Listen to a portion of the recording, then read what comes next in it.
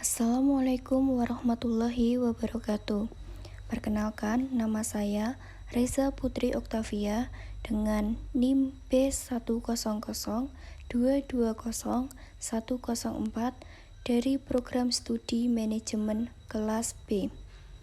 Di sini saya akan menjelaskan tentang proyek warga negara LKPWN dengan judul Dampak Tenaga Kerjaan di Masa Pandemi COVID-19. Yang pertama, saya akan menjelaskan tentang apa itu COVID-19. COVID-19 adalah penyakit menular yang disebabkan oleh salah satu jenis coronavirus. Penderita COVID-19 dapat mengalami demam, batuk kering, dan kesulitan bernafas. Sampai saat ini belum diketahui penyebab dari virus corona. Tetapi diketahui virus ini disebarkan oleh hewan dan mampu menjangkit dari satu spesies ke spesies lainnya, termasuk pada manusia. Diketahui virus corona berasal dari kota Wuhan di Cina dan muncul pada bulan Desember tahun 2019. COVID-19 masuk di Indonesia. COVID-19 pertama kali masuk di Indonesia pada bulan Maret tahun 2020. Pandemi COVID-19 ini mengharuskan pemerintah mengeluarkan suatu kebijakan, yaitu kebijakan pembatasan sosial berskala besar atau biasa disebut dengan PSBB, untuk mencegah penyebaran COVID-19. PSBB ini membuat aktivitas masyarakat dan ekonomi menjadi terbatas. Selanjutnya, pemberlakuan PSBB di Indonesia.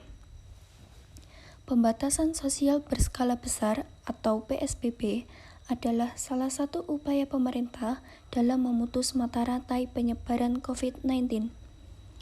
Beberapa wilayah di Indonesia sudah mengajukan dan menerapkan PSBB. Penerapan PSBB diatur dalam Peraturan Pemerintah Nomor 21 Tahun 2020 yang ditekan oleh Bapak Presiden Jokowi. Kebijakan ini tentu tak dibuat tanpa adanya alasan yang jelas. Nyatanya, terdapat fungsi PSBB yang diperkirakan mampu memberikan dampak yang cukup signifikan terhadap penyebaran COVID-19 di Indonesia.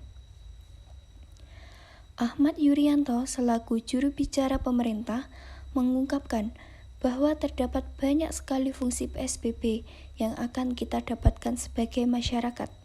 Di antaranya seperti mencegah terjadinya perkumpulan orang baik dalam jumlah kecil hingga jumlah besar, dan menekan penyebaran virus corona itu sendiri di kalangan masyarakat. Dengan adanya PSBB, diharapkan hal ini mampu melindungi orang-orang dari penularan COVID-19 hingga kasus terakhir. Namun, tentu saja tidak ada kebijakan yang berhasil tanpa adanya kerjasama dari masyarakat itu sendiri. Selanjutnya, ada penerapan PSBB. Adapun penerapan PSBB yang pertama adalah aktivitas di sekolah dan tempat kerja. Membatasi aktivitas sekolah dan tempat kerja kecuali kantor atau instansi strategi yang memberikan pelayanan ketahanan atau keamanan, ketertiban umum, kebutuhan pangan, bahan bakar, kesehatan, perekonomian, keuangan, dan kebutuhan dasar lainnya.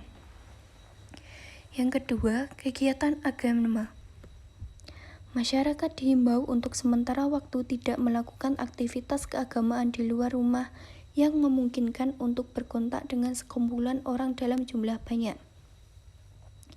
Yang ketiga, kegiatan di tempat atau fasilitas umum. Selama PSBB, kegiatan ini di tempat atau fasilitas umum harus mengatur jarak atau biasa disebut dengan physical distancing. Yang keempat, kegiatan sosial dan budaya. Pembatasan kegiatan sosial dan budaya juga harus diadakan dalam bentuk pelarangan kerumunan orang. Yang kelima, operasional transportasi umum. Selama masa PSBB, transportasi umum hanya beroperasi seperti biasa. Hanya saja, Pembatasan dilakukan dengan memperhatikan jumlah penumpang yang naik serta menjaga jarak antar penumpang. Selanjutnya, dampak PSBB terhadap tenaga kerjaan. Penurunan pertumbuhan ekonomi akibat pandemi COVID-19 juga berdampak negatif pada pasar kerja. Menurunnya aktivitas ekonomi membuat pelaku usaha melakukan efisiensi untuk menekan kerugian. Akibatnya, banyak pekerja yang dirumahkan atau bahkan diberhentikan (PHK) sehingga berdampak pada peningkatan jumlah pengangguran. Kebijakan penanganan COVID-19 untuk ketenaga kerjaan. Pandemi COVID-19 memberikan ancaman pada perekonomian Indonesia, baik dari sisi konsumsi dan dunia usaha. Perlambatan ekonomi yang disebabkan oleh COVID-19 ini harus dimitigasi dampaknya pada kesejahteraan masyarakat melalui kebijakan extraordinary. Upaya extraordinary dari pemerintah untuk dapat segera mendorong pemulihan perekonomian Indonesia pada masa pandemi COVID-19 yaitu dengan kebijakan pemulihan ekonomi nasional, biasa disingkat dengan PEN. Program Pemulihan Ekonomi Nasional atau PEN. Yang pertama adalah program subsidi gaji. Bantuan pemerintah berupa gaji atau upah diatur dalam Permenaker Nomor 14 Tahun 2020 tentang bantuan pemerintah subsidi upah.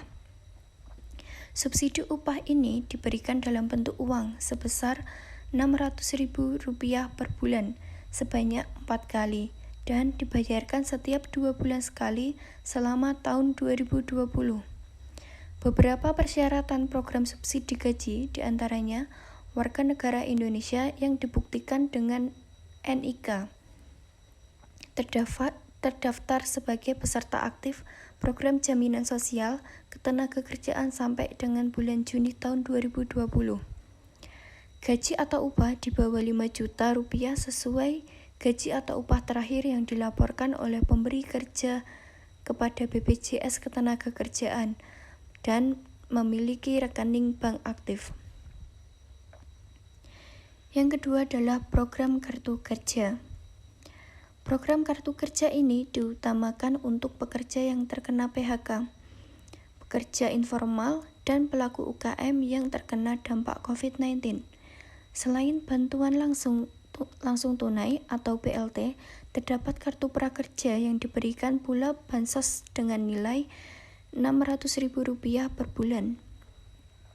Program Kartu Prakerja dilakukan refocusing yang semula didesain bertujuan meningkatkan kompetensi atau komponen bantuan pelatihan. Sekarang memiliki tujuan tambahan, yaitu membantu daya beli prakerja dan pelaku usaha kecil atau mikro yang terdapat COVID-19, komponen insentif. Sehingga Kartu Prakerja dalam masa penanganan COVID-19 menjadi bantuan semi bansos. Syarat penerima Kartu Prakerja diantaranya warga negara Indonesia, berusia paling rendah 18 tahun, dan tidak sedang mengikuti pendidikan formal. Selain itu, program ini ditujukan bagi para pekerja yang dirumahkan atau di PHK, dan para pelaku usaha mikro maupun kecil (UMK) yang tutup usahanya karena terdampak COVID-19. Adapun kesimpulan yang bisa kita ambil, yang pertama adalah pandemi COVID-19 mengakibatkan pertumbuhan ekonomi di Indonesia mengalami penurunan yang berdampak pada pengurangan tenaga kerja sehingga angka pengangguran juga meningkat. Yang kedua, pemerintah mengeluarkan kebijakan pemulihan ekonomi nasional atau PEN untuk mengatasi dampak pandemi COVID-19. Kebijakan PEN yang langsung ditujukan kepada tenaga kerja yaitu program subsidi gaji dan kartu prakerja. Yang ketiga, penerima program Kartu Prakerja sebagian besar adalah mereka yang mengalami PHK. Yang keempat, peran program Kartu Prakerja tidak hanya sekedar untuk meningkatkan keahlian, namun juga berperan sebagai bantuan sosial. Demikian yang dapat saya sampaikan. Bila ada salahnya, saya mohon maaf. Wassalamualaikum warahmatullahi wabarakatuh.